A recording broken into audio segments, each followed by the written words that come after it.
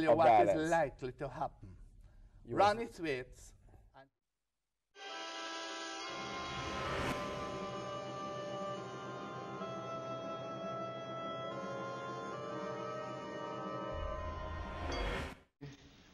Do we have any other apologies for absence? Sorry, apologies from Peter Bunting. No. My understanding is that the member is boycotting this committee until the PAC meets on Petrojam. I'd be surprised. And I saw an email from him which indicated to the clerk that he's boycotting the sitting. I think that's not the same as an apology. For the purposes of the procedure of the meeting, we are just noting persons who have given us notice that they will not be here. We haven't not necessarily stating a reason why they're not going to be here, but we're just explaining their absence. There are other people who are absent who did not give prior notice of their absence. So that's the only distinction that's been made. Chairman, I understand that, but for the record, for truth, and for the members' own standing before this committee, having said it at the last meeting of the committee, having written to the clerk, we should not categorize it for what it is not. It is not an apology. It is a deliberate action on his part to boycott this committee meeting until the PAC meets on Petrojam. And I think it should be so stated. Otherwise, it is going to make it appear that the member wanted to come, couldn't come, and apologize for his absence. It's a deliberate action in protest against how the government has treated the PAC and the Petrojam thing. I just wanted that for the record. So I'll be guided by whatever the right protocol is. At a minimum, the minutes could reflect how you want his absence to be treated.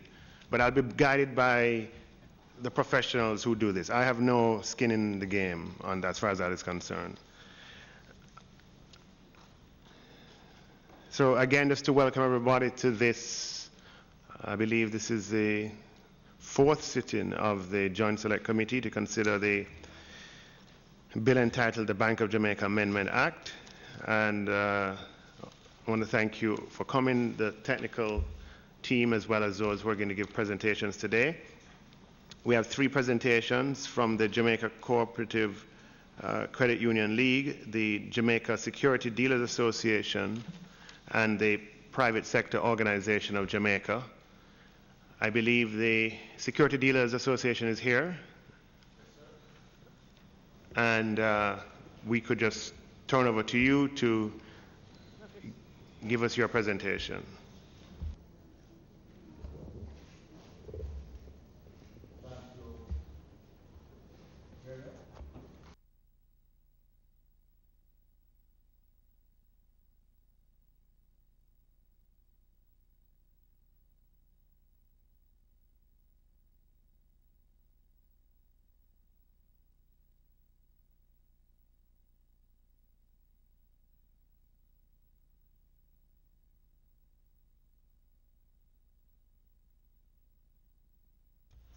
Hello? Okay, much better. All right, so thank you, Minister. So I just want to start off by commending those involved in the preparation of the bill. We believe it's a well thought out document. The only issue we have, which we will consider to be material, is the composition of the Financial Policy Committee. As outlined in the bill, the committee shall be responsible for determining financial policies, that is, those policies that govern the conduct and promote the proper functioning on the financial system, and for decisions on all issues relating to financial policy. So the bill states that the committee shall consist of members from the BOJ, namely the governor, the senior deputy governor, the deputy supervisor, and a senior executive of the bank, along with 2 independent members. So essentially you are having 6 members, Chair, and of that 2/3 are accounted for in the form of BOJ, Bank of Jamaica executives.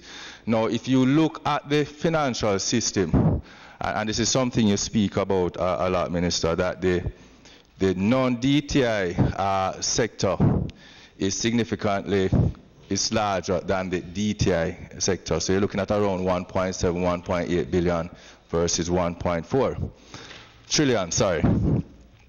Right, that's one.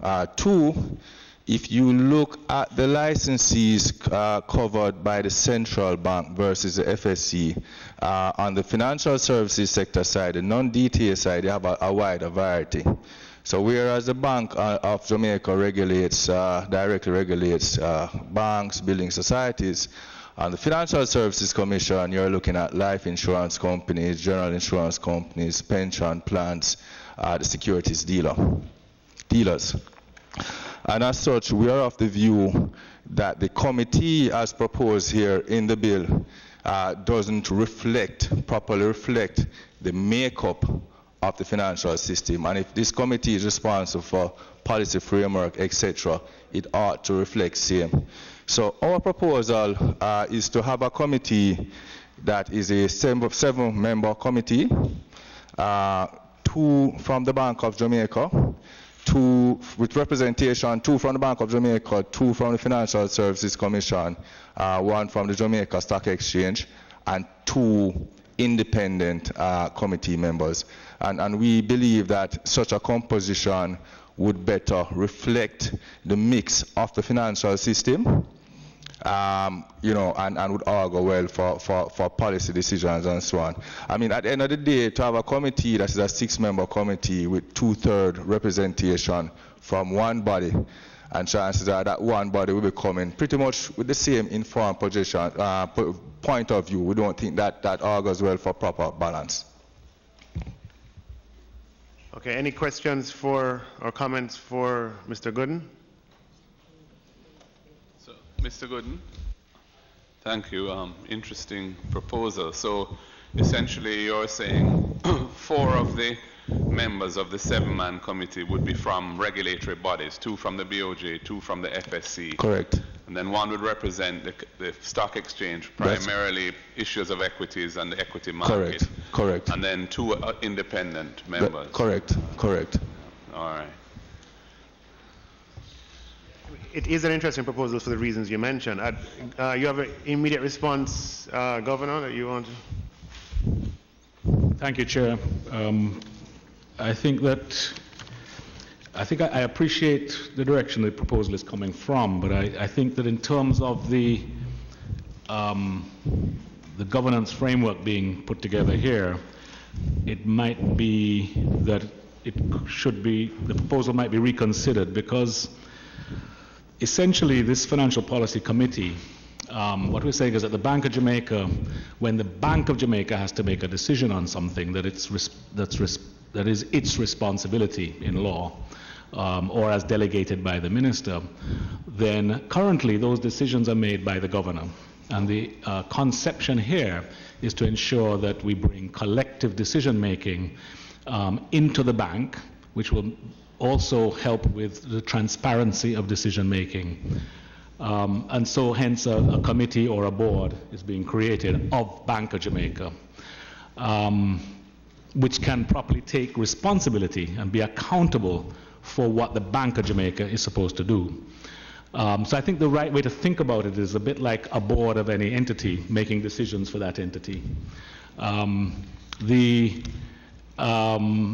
The second element of the FPC, and similar to the Monetary Policy Committee, is the idea of also breaking up the groupthink that may apply to the central bank by having members appointed by the minister from outside. Again, similar to a board being appointed.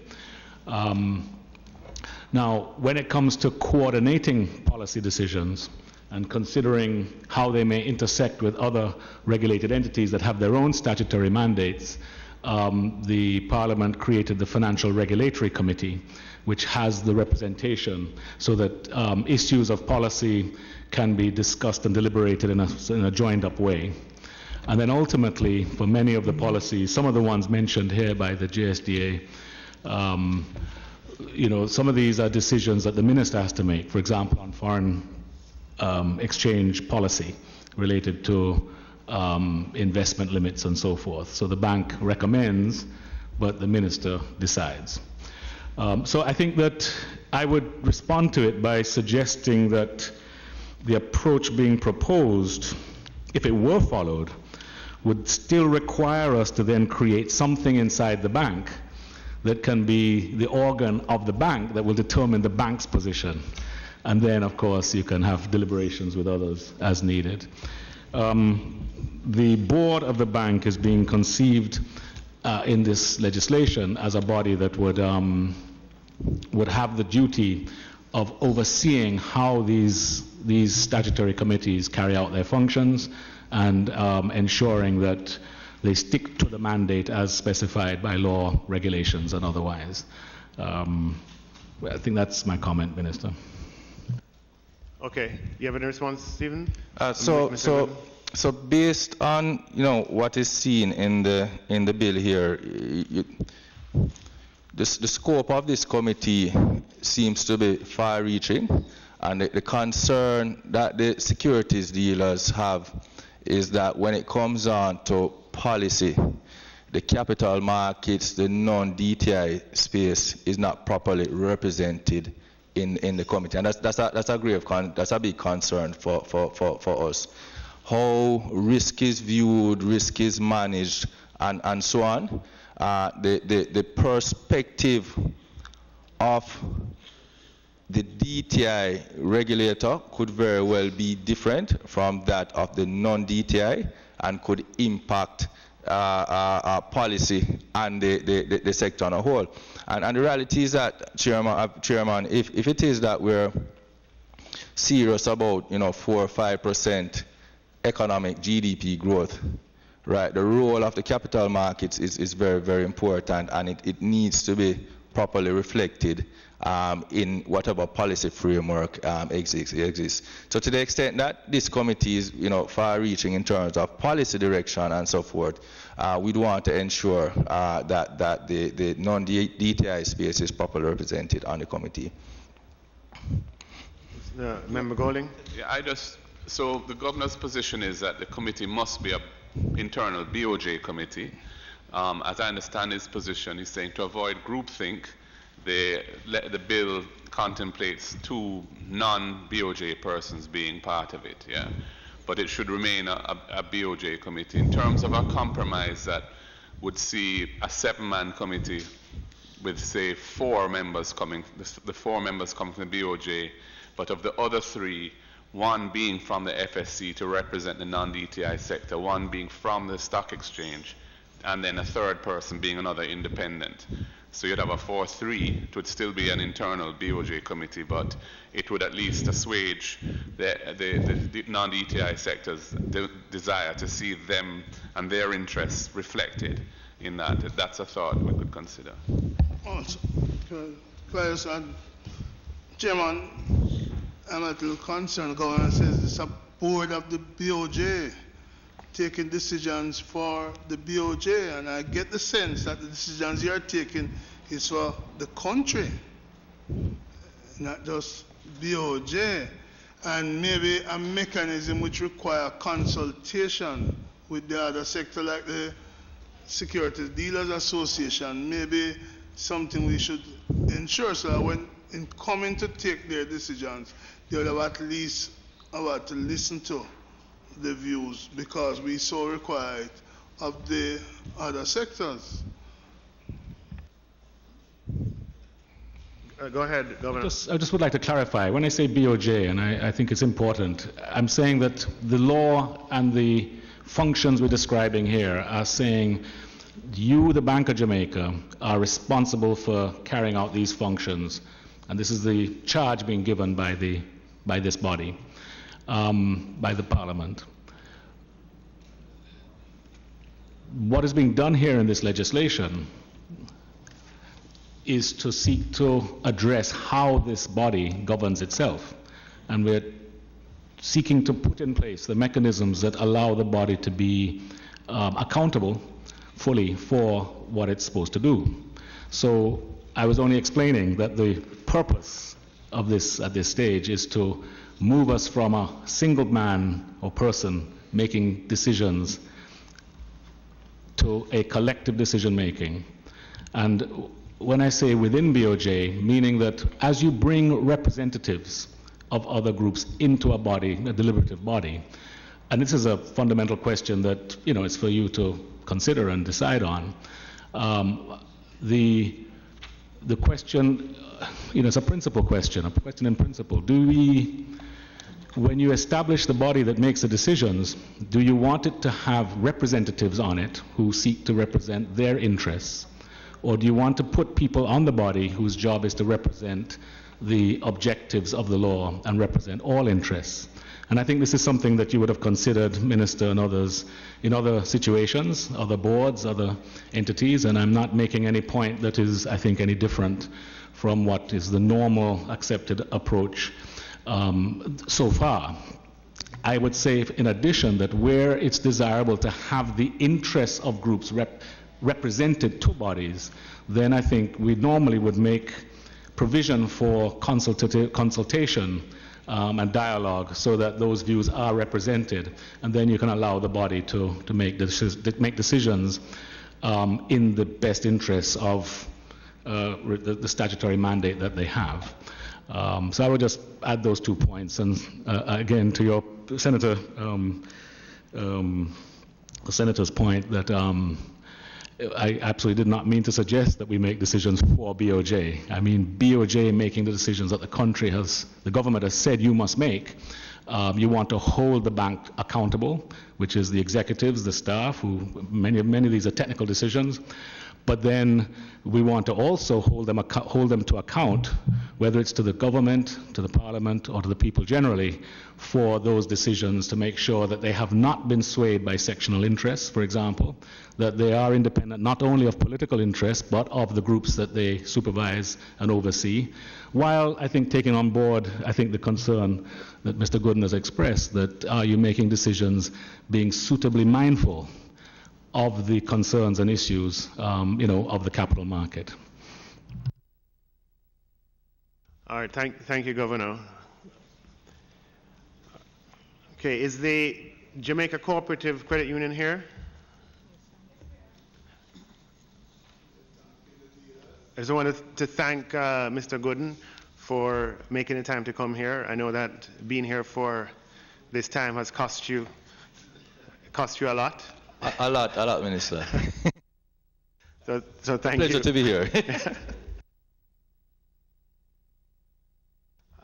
So if I may welcome the ladies from the Jamaica Cooperative Credit Union League and invite you to make your presentation to the committee. Can you introduce yourself, given your name and your position, just for the record?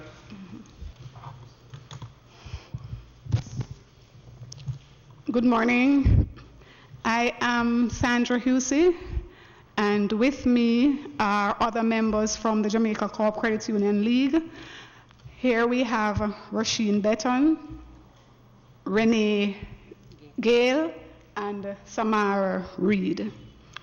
First, we would like to thank the committee for giving us this opportunity to participate. Jackal agrees that the modernization and strengthening of the corporate governance structure of the Bank of Jamaica is extremely important to the financial sector, and therefore we are in full support of the need for the amendments. We had circulated our submission, and these are in 2 sections. One that specifically relates to the amendments that were made, and another section where we have some further recommendations.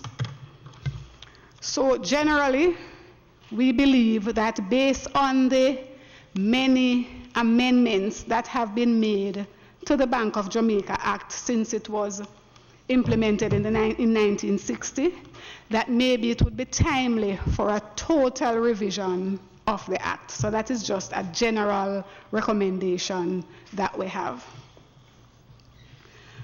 For item 5, we are looking at the fact that a significant part of the amendment is to ensure that there is independence, which include freedom from interference and any possibility of interference in relation to political interference.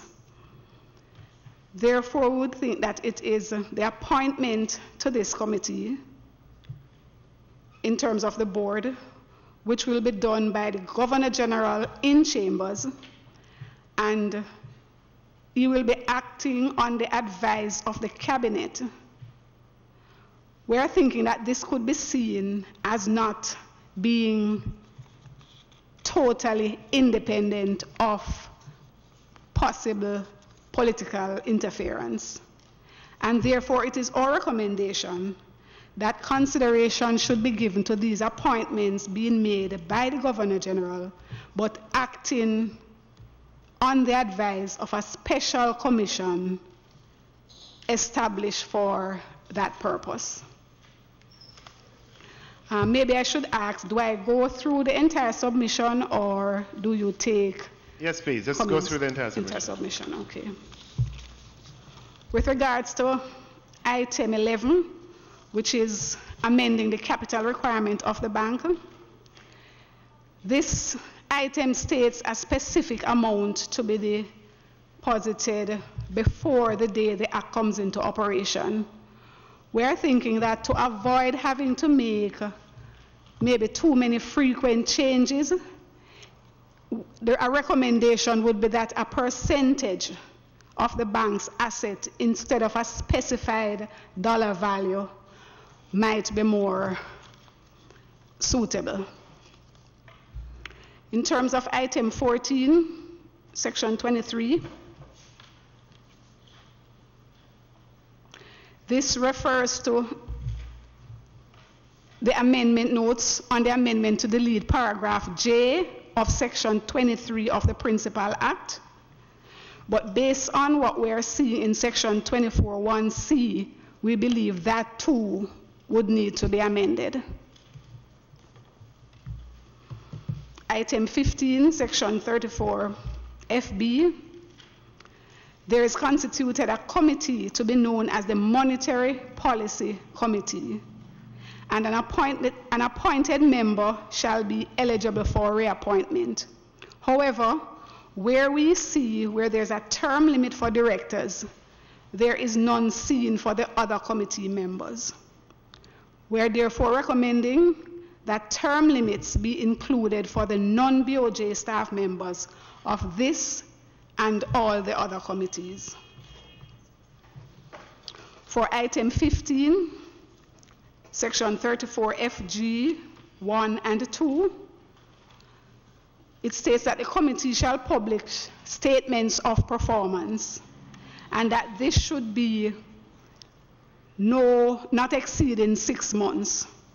However, we are thinking that because of the importance of this performance document, 6 months might be too long, because that will only allow for 2 reports in any given year. And where corrective actions might be needed, this might not allow for speedy actions to be taken, especially where the key performance targets are not met. We are therefore recommending that quarterly reporting be required. Continuing with section 15, 34(FG)(3), it also requires that as soon as it's practicable thereafter, the committee should publish on the bank's website a summary of the decisions made at its meeting. We are recommending that instead of as soon as it's practicable, a specific timeline should be there, because that would facilitate greater accountability. Having a timeline that you can actually hold somebody or the committee to. Section 15, 34(F), 6A. This deals with the Monetary Committee. We are not seeing where a quorum is given for this committee. The same is seen for the Financial Policy Committee, and we're recommending that this should be included. Continuing on section 34FC of the Monetary Committee, we believe clarification is required for the broader protection given to the Financial Policy Committee, as well as policy for breach of security obligation,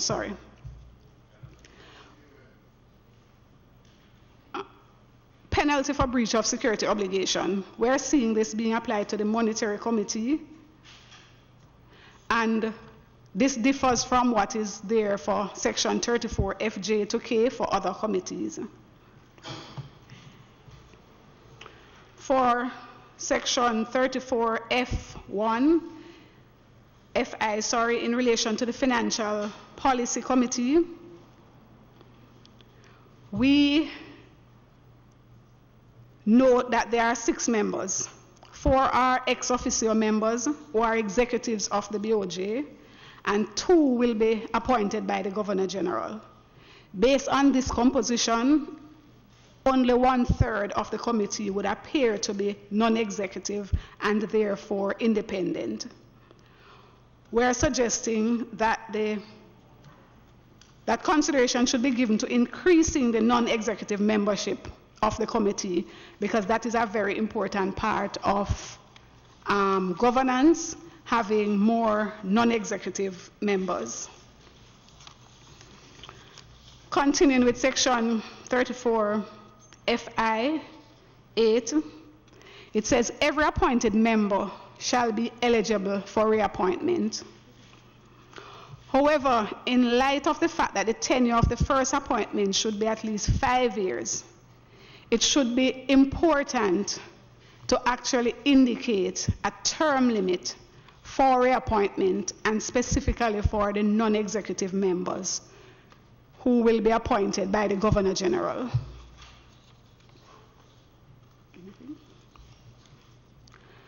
Moving through to section 34FI14, the decision shall be by a majority of votes of the members. And in addition to an original vote, the chairman of the presiding of the committee shall have a casting vote. However, with a 6-member committee, there is a greater possibility of deadlock. So in light of the previous recommendation for the committee to be increased, we would be suggesting that consideration should be given to increasing the size of the committee, and to ensure that that is done to the next odd number, which would reduce the possibility of gridlock and the need for that casting vote. Section 34 FLB. This is basically asking whether or not the amendment here that is relating to the matters making of regulations, supervisory rules, etc., being applicable to the Banking Services Act, whether or not similar provisions will be included for the Credit Union Special Provisions Act, which is currently in its draft stage. For item 19, 41.2, that is also our recommendation that in relation to the proposed amendment, that they should also apply to the Credit Union Special Provisions Act. In relation to item 20, 43.2, it says that the accounts of the bank shall be audited annually by an external auditor appointed by the board. But we are not seeing a timeline for the preparation of the annual audit. So we are recommending that in light of existing standards for a financial institution, this should be within 90 days of the end of the financial year. For item 24, 1, scheduled to the Principal Act, it says the term of office of a director shall be for a period of 10 years. We are thinking that this is a very long time and would not allow the board to be refreshed at more regular interval and to maybe introduce new ideas. So possibly this could be looked at in terms of a reduction in the term of office. As I indicated earlier, the recommendations on page 6, these are for further changes to the Act. In terms of the Principal Act, section 27, it says that the bank may promote the establishment of bank clearing systems and provide facilities for the clearance and settlement of transactions between commercial banks. Since part of the reason for the amendment is to ensure the modernization of the bank and or the related financial system in keeping with international best practice, we are recommended that this section also includes specified financial institutions, which of course currently credit unions are deemed to be. In terms of section 33 of the Principal Act, it speaks to credit control over specified financial institutions or commercial banks. We are thinking that in the age of liberalization, it should not be that the rates that are charged, be it minimum or maximum interest rate on loans and deposits, should be set, but instead that those should be determined by the free market. In terms of section 34B of the Principal Act, it speaks to the board approval of the minister. With the approval of the minister shall appoint fit and proper persons to be supervisors and deputy supervisors. We're thinking that this should be amended to not require ministerial approval for the appointments of the management and employee positions. In terms of section 34B3, it says that the supervisor, deputy supervisor, etc., shall be fully employed in the services of the bank, and while holding the office should not, without the permission of the minister, occupy another office or employment, whether remunerated or not. We are of the opinion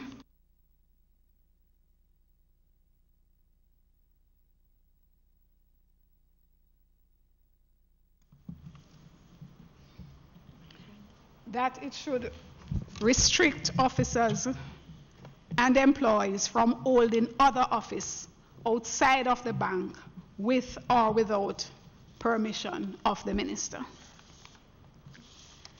And that is the end of our submission. My colleagues will assist in any further clarification or response to questions. Thank you. Thank you for the very detailed presentation and for the time you took to go through the bill and consider the items that are contained therein. I have a few sort of questions, but I'd probably open it up to others before I levy mine. Okay. All right. Just on the in section 5, when you refer to the, Governor General in Council making appointments, the understanding is that what we're trying to do in the modernization is to make the implementation of monetary policy independent of undue political interference. In the implementation of monetary policy, the Bank of Jamaica will have to dialogue with, work with, get feedback from various members of society, including people in government, but the idea is that the government should not have undue influence. And the construct, the central bank has to ultimately be accountable to the people through some mechanism. And I don't know if it's entirely possible, my view, to completely exclude the political directorate, which ultimately are representatives of the people, from the process entirely. But I do understand the point that that's been made. Sorry, Dr. Clark, on that point, if you don't mind, just to be clear, the intention or hope to totally exclude the political directorate certainly wouldn't find favor with me. I mean, the selected must never govern the elected. I appreciate what the Act is trying to accomplish. It has total support. We're working on getting it to the best state that it can be in before it ultimately goes for final debate. But the suggestion that the political directorate, who is at the end of the day ultimately responsible to the people, though their review period is not quarterly, it should not be removed from the process.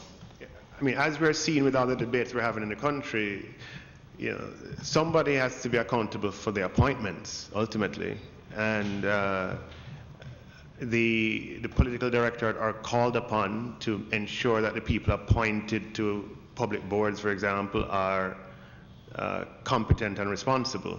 And it is through that process of ensuring that the political directorate is accountable for their appointments that we can get change, and we can, through actions of the public, make sure that there is a response. With an appointed body making appointments, so to speak, that accountability mechanism sort of breaks down to a certain extent. We'll have opportunity to talk about it in more detail, but that's just an initial comment. Since we're on that point, if I could just... Yeah. So both the Joint Cooperative Credit Union League and the PSOJ have put on the table this idea that the board appointments, and I think they'd extend it to the other appointments that are being in the bill envisaged as being done by the Governor General in Council, i.e. on the advice of the Cabinet, that instead of that formulation, that some special commission be established that would advise a GG on these appointments. And these are appointments of independent persons. That's the idea, I think.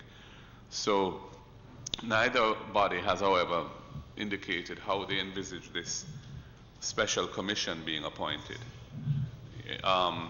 In other words, ultimately, it will have to flow back into a democratic process. It can't, I don't think you can divorce it entirely from the responsibility for this process being ultimately somebody accountable to the people. So I don't know if you've given any thought to how this special commission would be comprised. But I think if you're making a proposal like this, I think you have to think it all the way through and actually propose what you think would be an appropriate way in which this special commission would itself be comprised. And who would appoint this special commission also? Because it would come back to the same political... That's what I mean. Fair. Chairman, I just want to share the view, but I want to put it from a different perspective. We here are but servants of the people. And therefore, I urge my friends from the Credit Union League not to be afraid to make your bold suggestions. If you have them, make them so that we, as your servants, can look at them and determine where we go. And I note, for example, while you make some specific suggestions in their paper, you simply raise question in need of solution, but you make no recommendation. Can I urge, Chairman, that if they need the time to look back to make specific suggestions, that we allow them so to do? For example, they say the time for directors is 10 years. This seems excessive.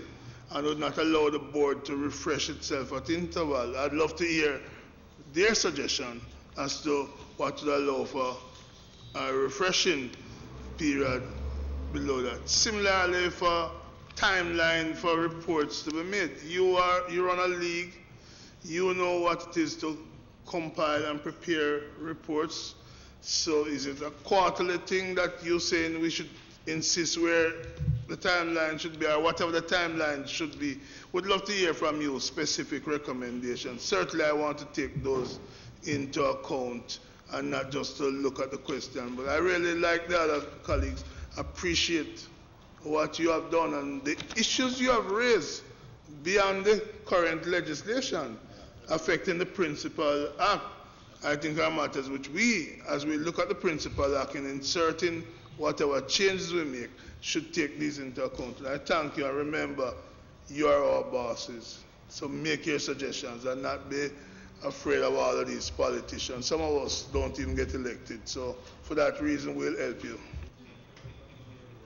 Chairman, I want to see. Most of you.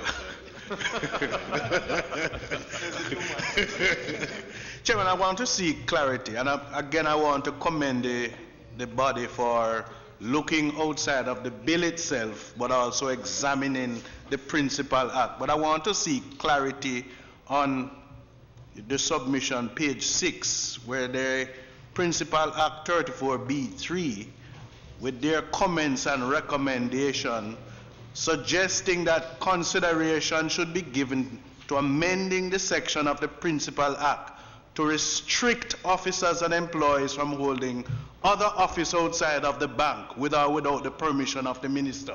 Are you suggesting in this case that, given the league in itself and given the credit unions that form part of the league, that an officer of the bank with the skill set and expertise cannot lend support to being either a committee member of your board or a member of your board? Is this what you are suggesting?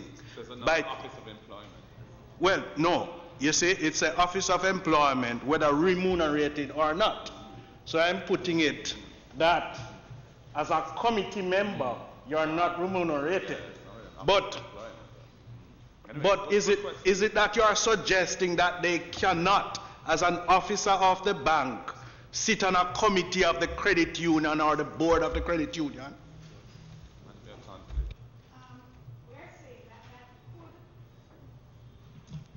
There could be the possibility of a conflict because they will in fact be our regulators. And while you are able to give guidance as regulators to actually sit on a committee, you will more or less also be held accountable for what that committee does, but at the same time you are regulating that entity. So there could be the possibility of a conflict of interest.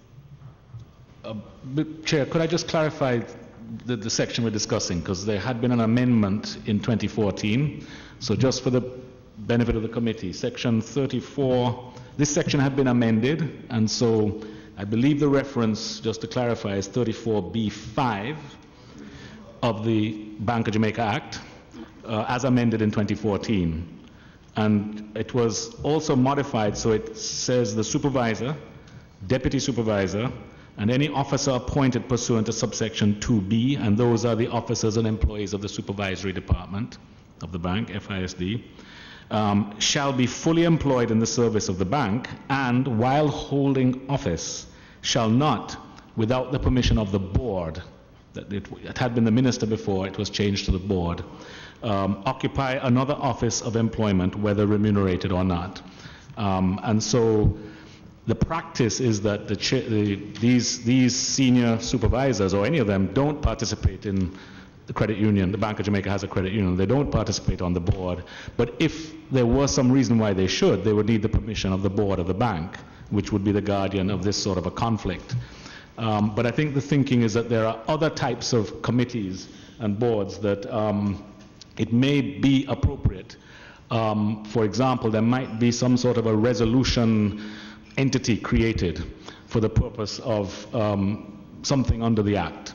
And in order for a member of this FISD, the supervisors, to participate in that committee, which might be desirable. This provision would allow it, provided the board gave it permission. It's that sort of an entity that it's aiming at. I think removing it altogether would eliminate that possibility depending on the circumstances. But yes, I'll leave it there. Okay, Chairman. Go ahead. May I just inquire as to what is the thinking behind the recommendation for the amendment to the Principal Act, that's Section 27. Is what specified financial institution are you referencing in this particular section? Well, in this part, Other than credit unions? well, credit unions would be the main Are there any others? right, that we would be referring Are to. there any others that you'd want to have access to the clearing system? Well, we represent the credit union movement, so we have not really gone beyond.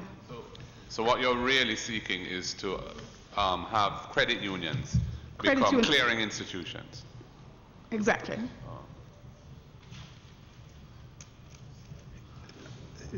There are other comments in here about that relate to the credit union bill that's under consideration. I don't know if it would be preliminary to answer some of the queries that you raise here. I believe the persons, in the room are also familiar with the credit union issues. I'm thinking in particular of your point, section 19 and section 19 and 15. Can we just get a quick response on those from anybody from the BOJ? Is General Counsel here? Regrettably, she's not able to be here today, and we don't have her support for today, for this week. Neither Deputy Governor Robinson for this week. This is the item 19 on the directions and whether the credit unions could be specified as policy about them being exempted from the minister's directions. And then the other element, I think, related to, can you help me here? Which was the other one? Regulations. On the point, it's the one above it, number 15. Clause 15. Yes, the rules being made, regulations and rules. And I think the formal answer to this would be that, could the FPC make such rules? I think it might, but Chair, those provisions would be addressed in the context of the proposed law, so that everything could be considered. But our expectation would be that, yes, once the Bank of Jamaica is required to make such determinations, recommend regulations about credit unions, then the body in Bank of Jamaica that would have that responsibility and authority would be the FPC. And similarly, we would expect that we would invite Parliament, we would hope that Parliament would agree to exclude from policies of a general nature by the minister, directions of a general nature by the minister, exclude the regulated credit unions, so that they're removed from that provision, Just as from suggested a here. drafting perspective, though, given that you know that this bill is under development, the Credit Union Special Provisions Act is under development, should 34FL contemplate the possible future inclusion of entities that are regulated under other statutes, rather than, say, having to amend the BOJ Act again when that act becomes law, so as to include credit unions within the scope of 34FL. I think looking ahead, it's a useful mechanism to have the ability by order, subject to affirmative resolution, for example, to include, or some other such mechanism to facilitate the inclusion of credit unions within the scope of this Financial Policy Committee's ability to make supervisory rules. I don't think any harm is done by that. we could definitely consider that. Just a further question that arises from the presentation. I think the credit union made a good point that we don't specify the time frame in which the audit should be produced, but the regulations that the BOJ is required to enforce customarily has timelines for audits. Is there any good reason why we shouldn't have a timeline here? Minister, there isn't, and our predecessors in Parliament had decided this many, many years ago. So Section 44(1) of the Bank of Jamaica law mandates that the bank shall provide annual accounts, transmit them to the minister within 3 months of the end of the financial year. So this has been the Bank of Jamaica standard, and if I may just do a little advertising, Minister, or boasting a little bit for the bank has been meeting a higher standard in order to have its audited accounts ready for the minister to fit the new schedule of the budget cycle. So that means that we meet it within 60 days or thereabouts, which is the world standard for accounts of financial institutions, and that has been achieved on a regular basis for over 2 years now, with very limited comments in the management letters for the bank. So I think that's a positive for the integrity of the institution and the audit function and the accounts of the bank. All right. That 30-second slot is going to cost. Is 44(1) that provision dealing with audited accounts? 44(1) deals with the accounts for the financial year, not the audit. I think the proposal is that there should be a similar, time frame for the audit to be completed. No, these are the audited accounts. So, yeah. I am here in agreement with the. If I may say, it's a copy of the annual statement of accounts of the bank certified by the auditors. Yeah. But what I'm hearing is an agreement with the proposal that it's okay, they can meet it with the proposal from the credit union. And I therefore commend that the committee, when we discuss it, adopt it with specific timeline.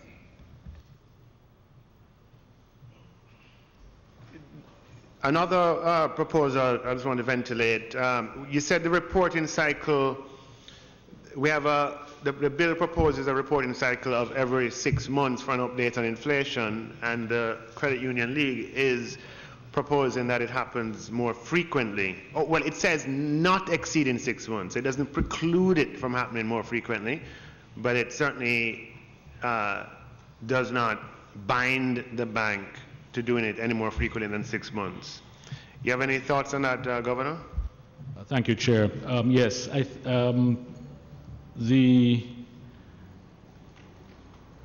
as you mentioned, it may be more frequent if the House or the MPC determine that.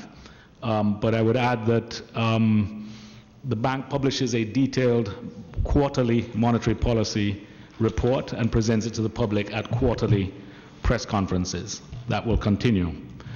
With the 4 quarterly monetary policy reports, the 8 monetary policy decision announcements, and the 2 monetary policy statements to Parliament, as suggested here, there are at least 10 occasions for formal notifications to the public on monetary policy each year.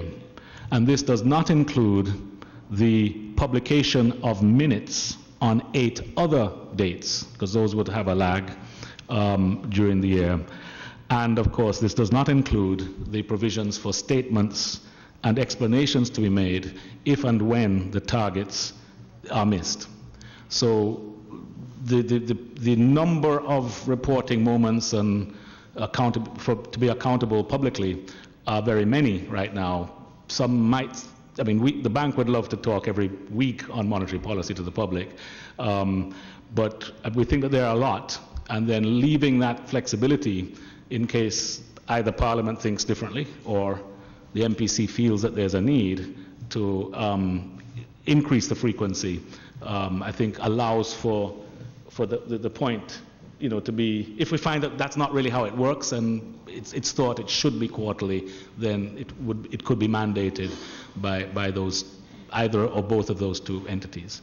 So it sounds like you're going to need your own TV station, but let me ask you something.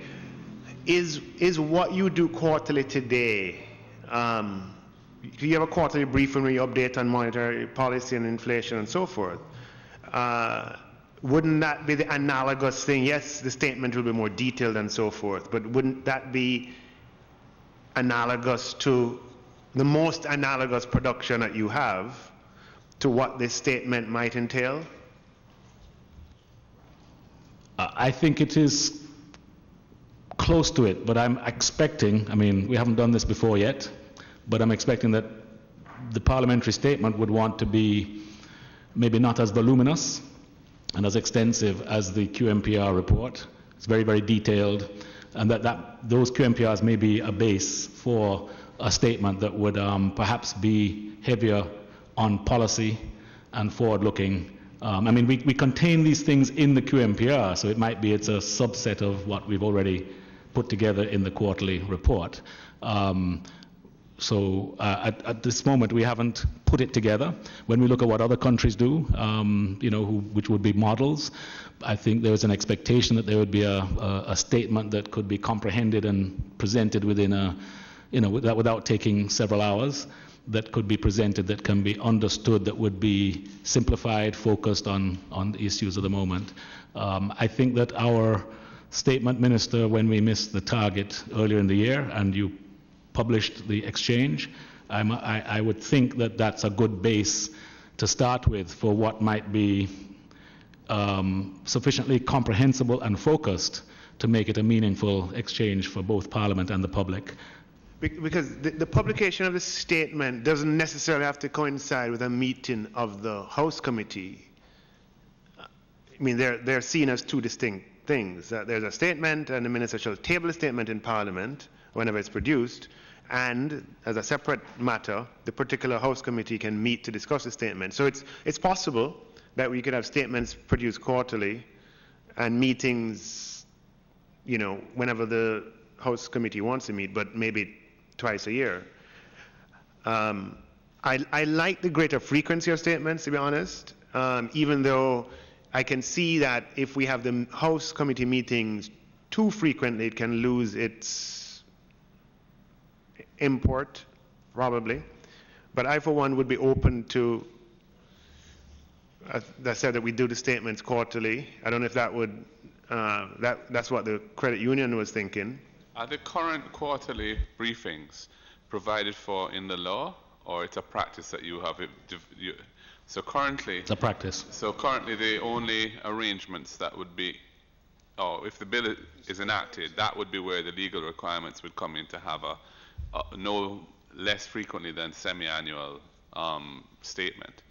So plus any plus the publication of the minutes and the decision. So every 6 or 7 weeks there'll be a published decision explaining what was decided and why. So that statement, if you like, will be occurring publicly 8 times a year, plus the semi-annual meetings, plus the minutes coming with a lag. I mean, you could imagine, Minister, in a time of, let's say, some volatility in the markets, in the pricing of currency or whatever it is, that would be an instance where Parliament would want, I think, to see a statement issued and perhaps have a discussion around it, so there could be an understanding of what's going on and so on. So I would endorse the idea of the statements being done on a quarterly basis. The committee may choose to look at it less frequently, but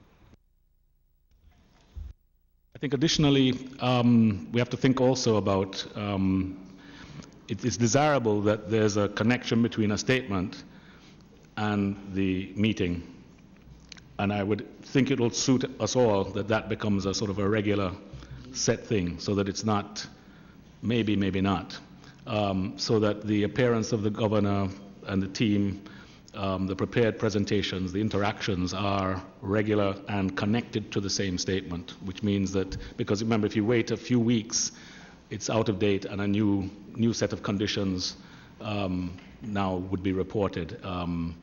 And that can undermine credibility, I think. So that's another factor to contemplate, that it's desirable to establish, I mean, obviously it's for Parliament to do so, but to establish a timely meeting following the presentation of the report and so forth, and make it as regular as possible.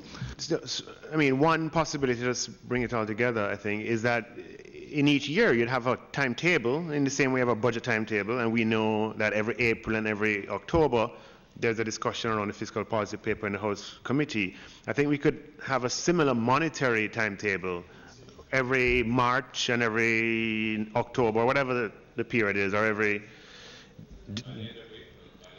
Exactly. Those two we know in advance, that's when you come and you present. But the statements are quarterly, right? Even though we know the presentations are those 2 times for the year. And if there is a period that the House Committee believes that,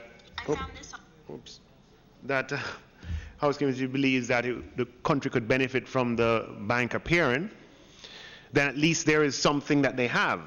That's something that was produced at the end of the last quarter.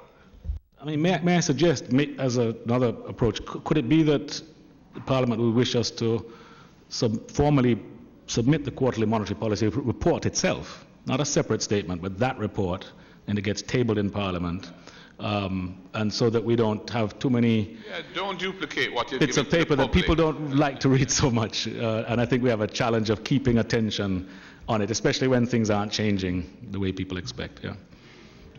Does it have an executive summary? Or well, I think it has one, but I think what we would do is, in the new dispensation, make sure that it's fit for purpose, probably get feedback as we go forward and modify it to make sure it suits that purpose and has all of the other data in it. And that might be the way to, so you're mandating the quarterly monetary policy report be submitted to the minister and be tabled.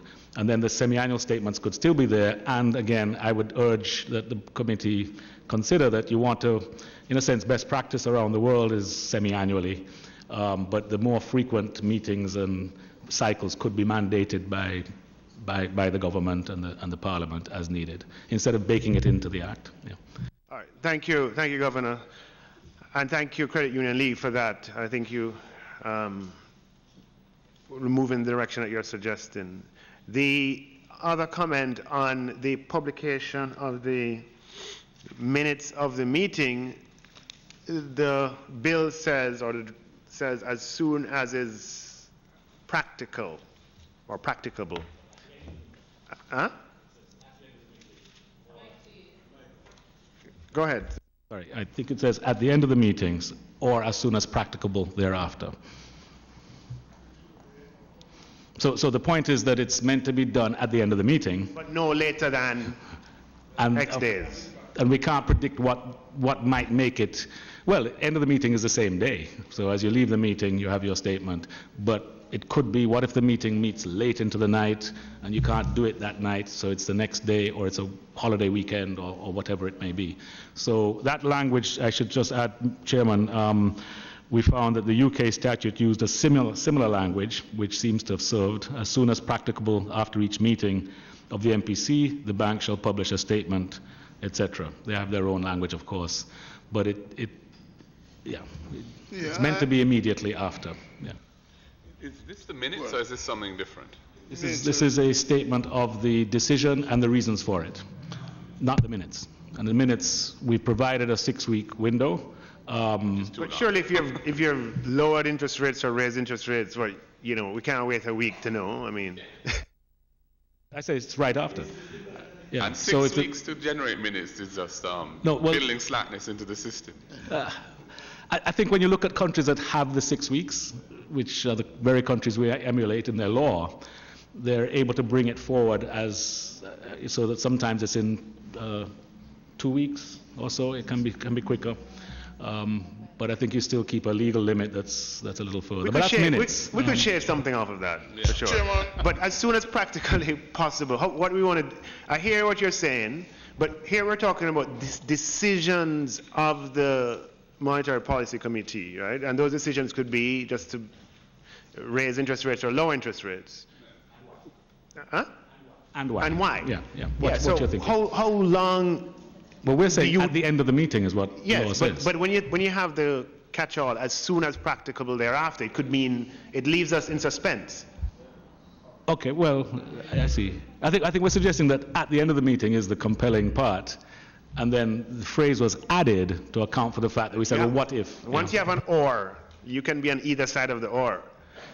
Chairman, It's true, Minister, Chairman, but you know, monetary policy, I can be guided, but I think this language, it compels, at the end of the meeting, requires, if you're not careful and don't publish it, then you create opportunities for Chairman, issues. I sense that there's agreement on speed, immediacy almost, and that as soon as practicable is not to give a leeway. So it's a drafting language. I propose that the drafters take into account that what we want is almost immediacy.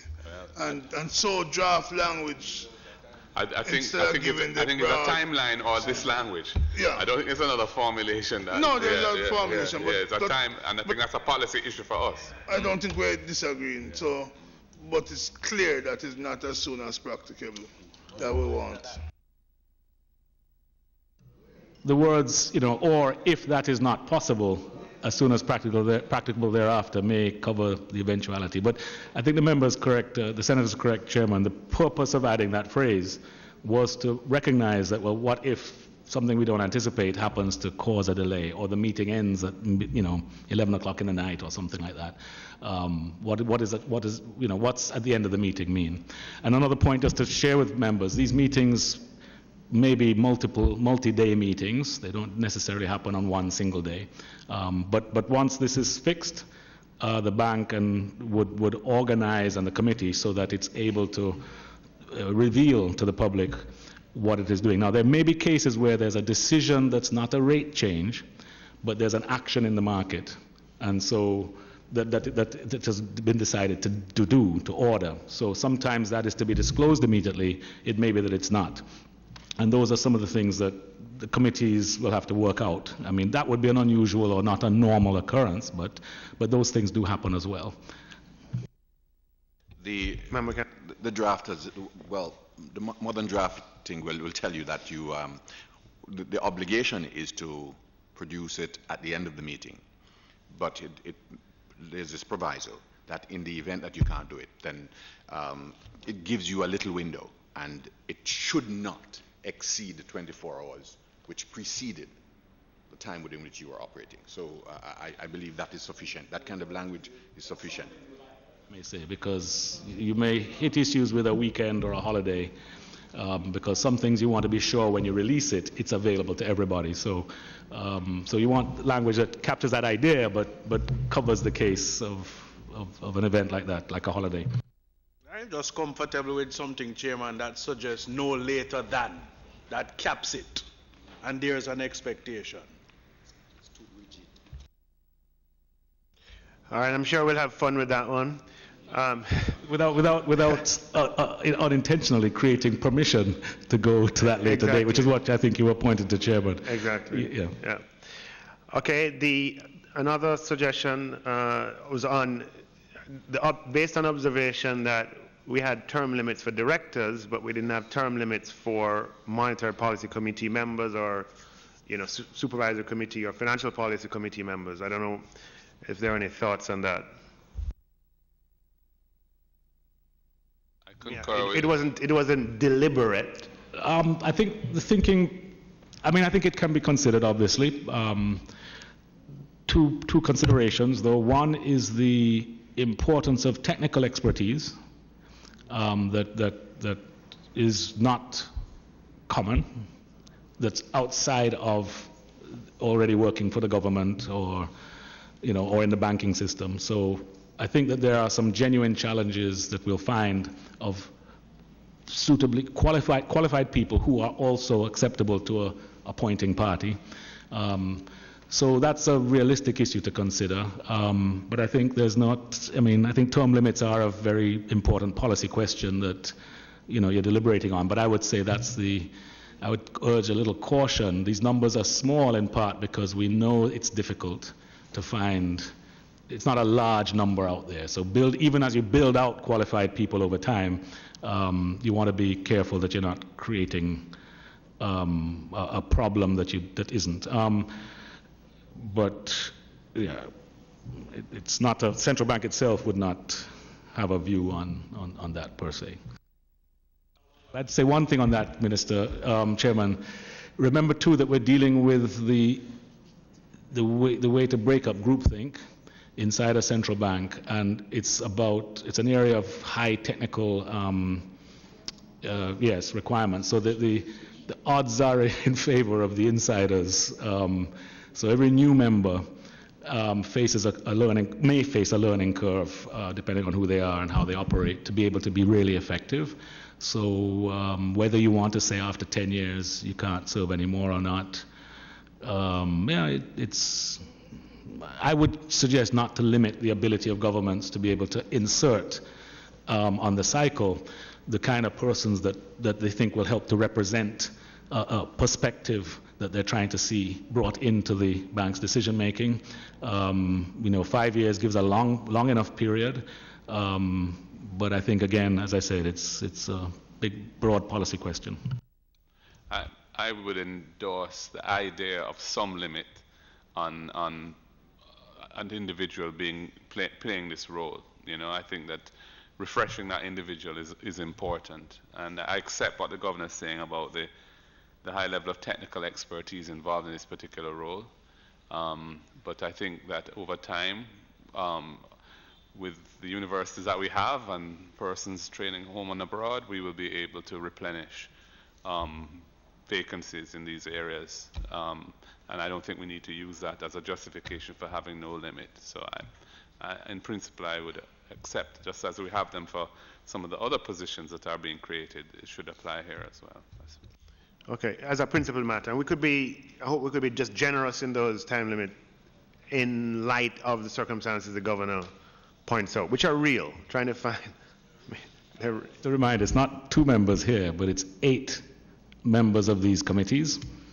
In combination. Okay. 8 in combination, so, no, if you plus 5 on the board. So yeah, but if the limit were, I don't know what we will decide, but 3 terms, I don't know. But the principle is one that the credit union raised, and I think the principle is fine in favor. Sorry, Chair, just the 8 that you just referred to, Governor, the total of 8, just break it out for the different committees for me. The MPC, the FPC, the 2 here, the FSSC, the Financial System Stability Committee, the Supervisory Committee, which is the supervisory autonomy. Those are the 4 that have 2 outside members. And one of those 4 is a cross-regulatory body. Yes. Yeah. The FSSC has the other regulators on it. And that has how many how many independent persons? 2 as well. 2. Yeah.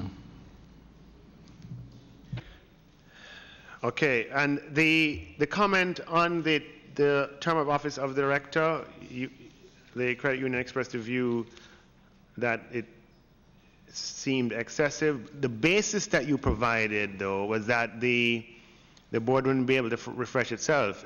If I were to explain that the structure sees directors being changed every 2 years, so the board is constantly changing,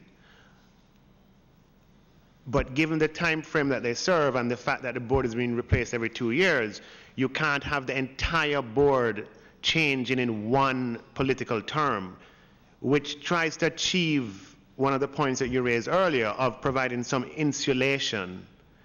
So the entire board can't be changed in one 5-year administration. It would take a 10-year cycle for the entire board to be changed, but the board is changing every 2 years. So the refreshing is happening every 2 years with a new person coming on. How would you respond to that?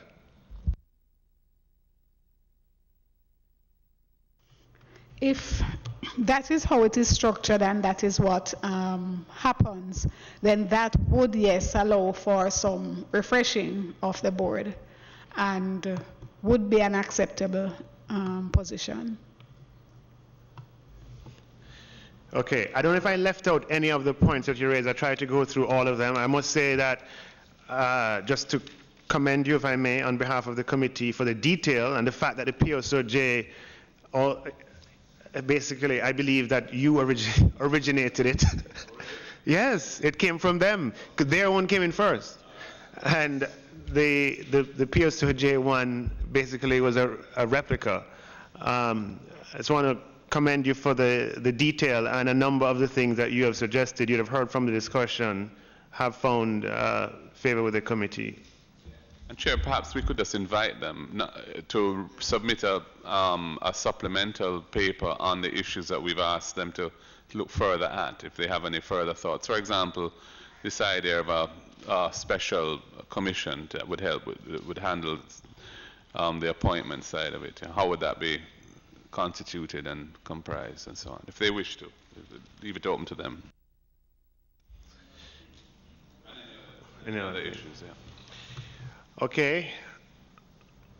We accept and we will so do. Okay. Governor? There were two other suggestions that had been raised that I think the 34B2, this was the point about the deputy supervisor and other officers. The suggestion was that the minister's approval should not be required for those appointments. I did want to just clarify that those had also been amended in 2014, so that... That's different to what you clarified already? Yes, which was 34B5, which related to the holding of sitting on boards. That was also changed. So that the law as it is now, 34B1 and 2, do provide that, do exclude the minister from any role in those appointments. Just to clarify that, that was just a clarification. And I think there's a suggestion raised with respect to Section 33 and the credit controls that I believe that the Credit Union League raised. And I think, Chair, this is a provision that I would say requires policy consideration by the government. It was not within the contemplation of this amendment, this set of amendments, but I think the point raised is an important one by the League. They've indicated that Section 33, which provides for for credit instructions to be given about credit controls, interest rates, and so forth, and they're recommending that that's not compatible with the free market economy, and they are recommending that the powers to prescribe minimum and maximum interest rates should be removed and be determined by the market, if I've understood the presentation correctly. And they're touching on an important issue that was not addressed in part because the question of being sure that this is not a reserve power that you need, you don't want to just dispense with it and find later you should have kept it somehow. It has been there for a long time, it's not been used in decades. And I do think that it's also not necessarily, it's not really consistent with an inflation targeting framework, when you fully go into that. On the other hand, why I would not say today, let's just cut it out, is that I think that the government should be advised on what, this may be a reserve power that you need to keep, but if you don't need it, or if in fact it creates a sense that you're not really committed to the free markets, then it would be something to be considered for removal. But it had not been, Minister, contemplated as addressing it in this set of amendments. Do credit controls, Chairman, do the credit controls only apply to pricing of credit, or how expansive is the concept of credit controls in Section 33? Or is it left deliberately vague? It's quite specific, actually. If I can just find it. Finding a way around the BOJ Act has its challenges with all the... Yes, I think the League made another set of recommendations in their written submissions that I thought was well made. in terms of the number of amendments. Although I should add on that score that the amendments are up to, if you're reading the right version, they're up to date to just before the 2014 amendments. So it's not quite as bad as it might look. In the revised laws. But several, I think, have made presentations, Minister, and have been looking at at a provision that has been amended. And I think it's that sort of concern that that Mr. Golding is talking about. The provision at Section 33 allows the bank, after consultation with the Minister and after giving 30 days notice to banks and specified institutions as are affected, a notice prescribing, and it then lists maximum or minimum rates of interest, discounts or other charges, so that's interest rates, maximum minimum rates of interest, that's on loans and advances, maximum or minimum rates of interest on deposits, the volume, terms and conditions of credit, which may be extended by such institutions. So it gives wide latitude. I think it also allows a great deal of discrimination where necessary, which is one of the reasons why I wouldn't say that it should be just rejected out of hand, as you're dealing with things like financial inclusion, for example. There may be conditions that, we would want a provision somewhat like this, but I think more thought has to go into it before I would suggest it be removed. Yeah, to be clear, our work isn't done when this bill is passed. We have a lot more. We have to do this thing with the credit union. We have the whole thing with the money lender, what do you call them? Microcredit. I mean, there's a lot of architectural work. A special resolution regime to deal with, failed financial institutions. It's a lot of plumbing still to be done after we finish this. Just to clarify with the credit union, are they a member formally of the PSOJ? Yeah, cool. Fair. All right. Leaves me to thank you again, members of the Credit Union League, and to thank everyone for that discussion. The PSOJ had advised us that they they weren't able to make it. We've invited them twice. I think that their comments are exactly this. They are the same comments, so it's not necessary. I wanted to use sort of this opportunity, given where we are, if members are, agree, to just deal with, if we are prepared, if the bank is prepared, to deal with some of the more sort of generic clause-by-clause items that arose, particularly with definitions, with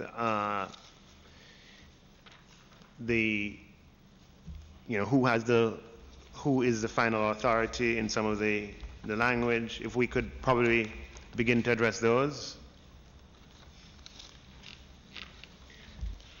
Chairman, I understand that the PSOJ is not coming, but we have covered their views. The Chamber of Commerce, Mr. Gooden is also part of the PSOJ. We did promise the trade unions for them to come back, and I don't know if we've exhausted all the submissions. Are there any other group? The bankers, for example, again part of PSOJ. If we have exhausted all of those, then I think we should probably do a matrix of the suggestions that come, so it would assist us in looking at the different views as we go through clause by clause, rather than rush it. I note also, just on this agenda, we excluded minutes, and I assume we're going to take the minutes together at some point. Is that the proposal? Yeah, that's my error. The technical team had advised me that the detailed nature of the commentary is such that they have not, for the last meeting, they have not put it down just yet. So the next meeting will have 3 sets of minutes to approve, this one and the previous 2. And I'll ask them to make and we'll time the meeting such that they'll have the time to prepare the minutes for the 3 meetings. I think your request is a reasonable one, and it can be prepared. I would ask you though to not let that stop us from doing sort of aspects of the clause by clause that are not totally dependent on that. There were, a lot of definitional things, deputy supervisor, things that we can just use the time before lunch to ventilate and see if we can make any progress on.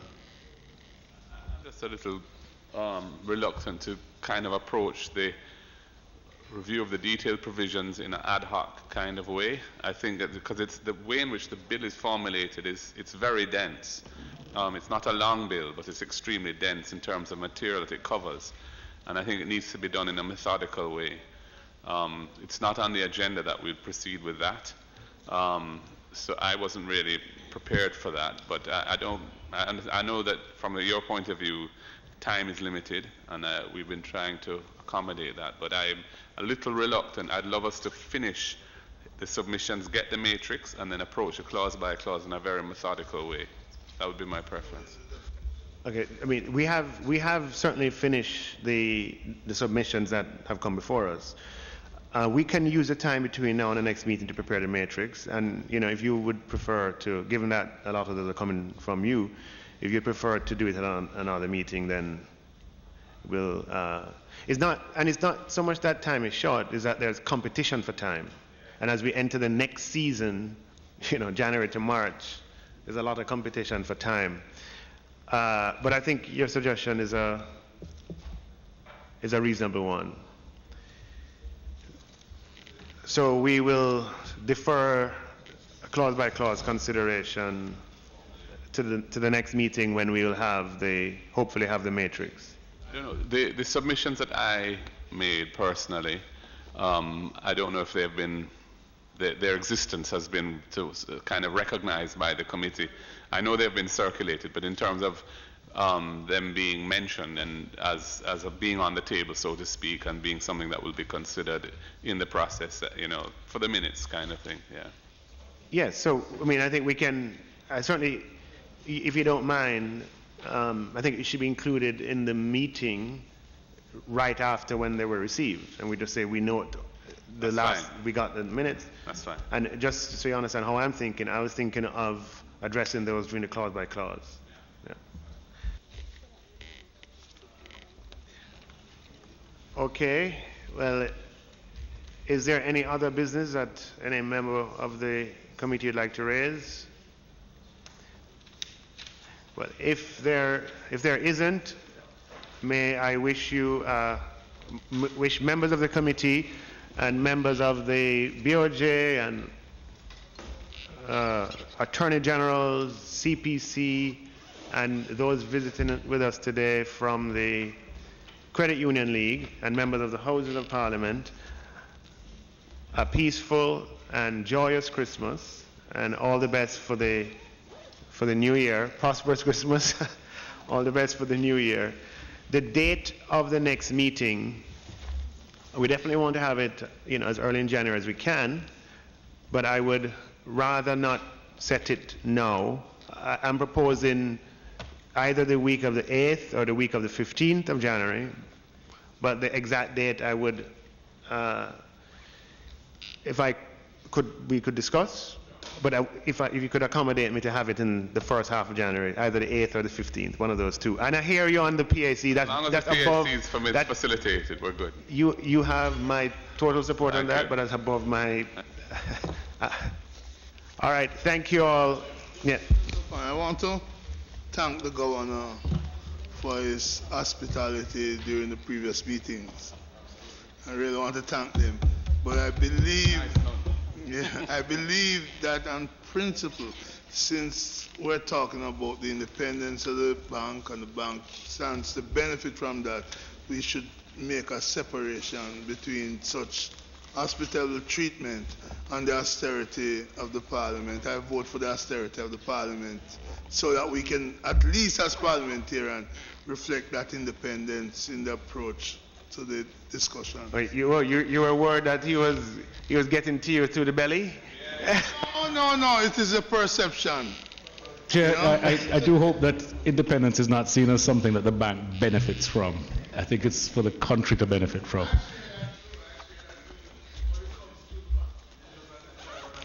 Okay, point made. The next meeting will certainly be here and those that follow. Thank you, ladies and gentlemen, and I move a motion for the meeting to be adjourned until... So moved. Can I get a second, though? Seconded. All in favor? Thank you all very much.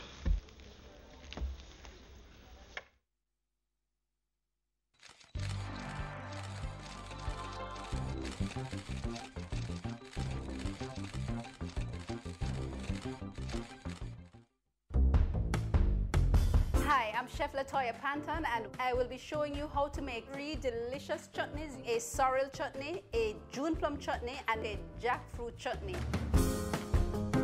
I'm the sous chef at Ashebra, the virtual restaurant. We will be doing a few delectable recipes, all locally inspired. Black-currant chicken supreme, accompanied by a mixed green salad.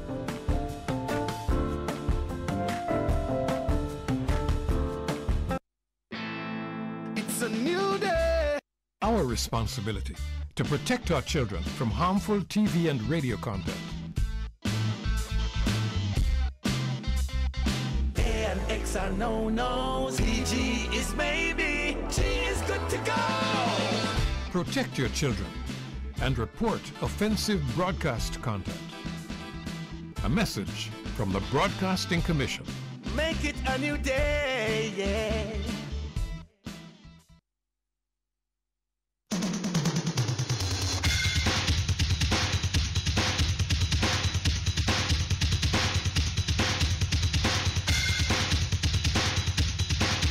Hi, I'm Nevelyn Williams-Mills, Jamaica 400 champion, and you're watching PBCJ People's Station.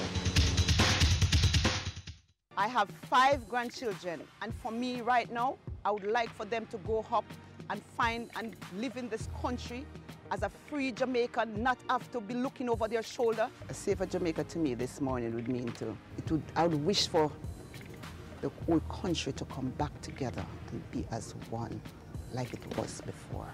Let's create a safer Jamaica. A message from the Ministry of National Security.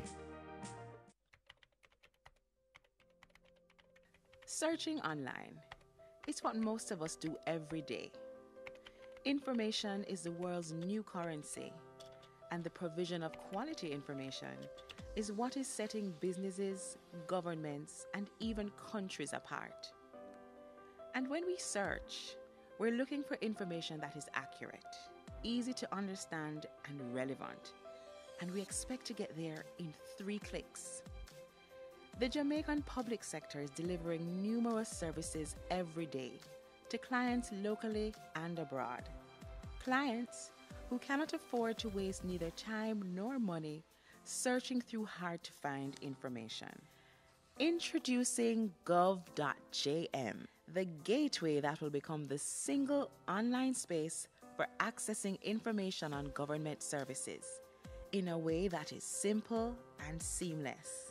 Through the Public Sector Transformation and Modernization Program, PSTM, gov.jm is placing the needs of our clients at the center. By placing vast government information in one place, we are making it easier, faster, and simpler for our clients and potential clients to get the information they need, when they need it, and how they need it. For the potential investor or visitor to Jamaica, the ability to find information easily can make the difference between a decision to invest in Jamaica or somewhere else. To start, we found those everyday services in highest demand, the ones Jamaicans locally and in the diaspora frequently need. We took the services non-residents and investors frequently need, and we've started by creating a gateway to those services online. Gov.jm will allow those seeking to do business with government to find what they need faster. Whether you want to know how to apply for a passport, pay taxes online, register a business, or find out your health benefits under the Health Fund program. Information is grouped so that the user knows where to go right away, whether he's a resident, non-resident, or an investor. And this is the kind of information, the kind of service that will gain Jamaica international rankings for e-government. We're still at the early stages. The gateway currently now indexes some of the services available online and provides clear navigation to them. But gov.jm will never stop evolving. It is the customer feedback about information they need that will guide the evolution of gov.jm. Over time, we'll work to bring more and more services online and create a standard online schema for all government websites. Gov.jm, the new gateway to government information and services. The search is over.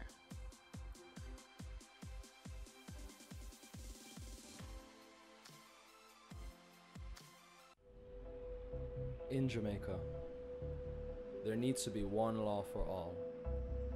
Every member of this society, regardless of profession, finances, or the area you live in. I have some bad news. The company didn't get the contract? The money they paid us for it has gotten out. Are you serious? I'm afraid so, and I understand that there are going to be corruption charges. Minister, please come with us, sir. Breaking news. A senior politician and senior civil servant have been charged for corruption. Thank God not all of them stay, sir. Build integrity.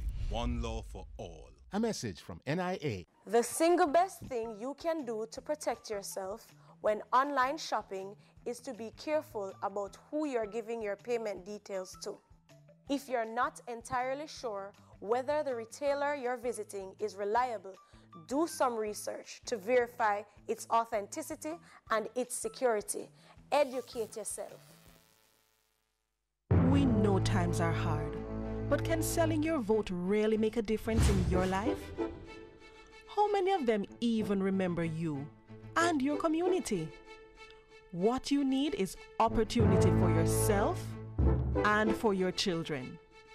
Don't sell your vote. It is illegal. Respect your vote. Vote for opportunity. A message from USAID College 2, NIA, and partners.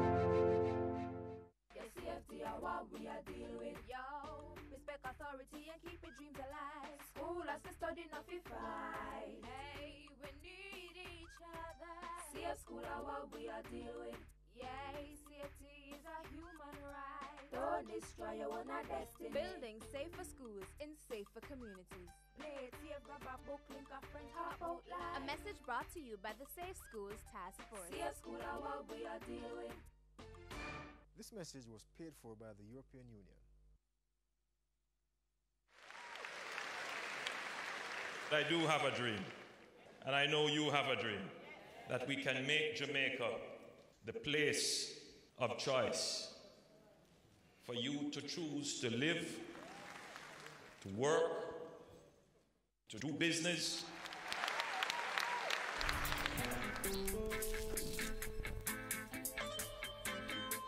We are going for the Jamaica we want.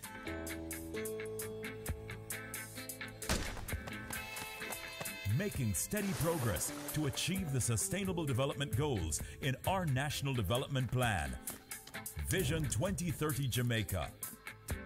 We have teamed up with valued partners, working through strong institutions to reduce inequalities in our society.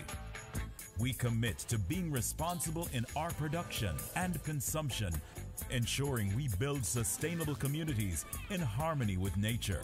Jamaica is making significant strides in providing quality, lifelong education for all, enabling our people to be engaged in decent work to drive economic growth, equipping men and women with the skills to build resilient infrastructure, promote sustainable industry, foster innovation, and utilize new technologies.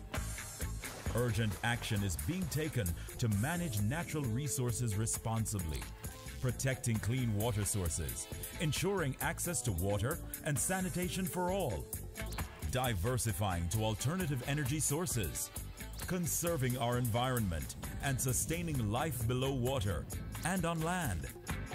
Jamaica is making moves to ensure healthy lifestyles for the well-being of our people. We're promoting sustainable agriculture to achieve food security, improve nutrition, and end extreme hunger, putting in the work to end poverty in all its forms. We're on track in achieving our sustainable development goals through realizing our Vision 2030 Jamaica. We will leave no one behind. And I'm chilling right now because we're winning right now.